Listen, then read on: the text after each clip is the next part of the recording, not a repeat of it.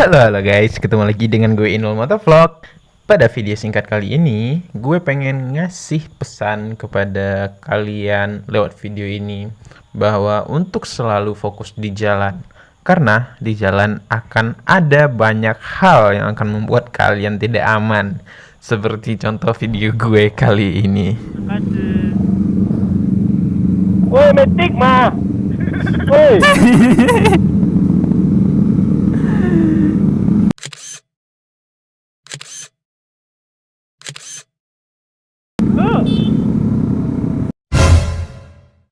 Surprise, motherfucker. Woi, patah. Woi, metik. Hampir kan.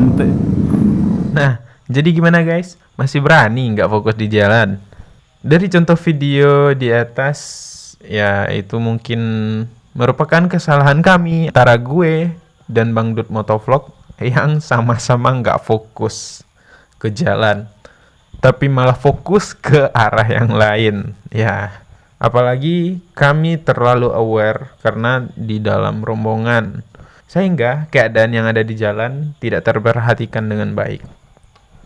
Nah, melalui video ini semoga bisa menjadi pengingat buat kita untuk selalu fokus di jalan dan pastinya keep safety dan keep riding. Gue Inul Motovlog, see you and bye-bye.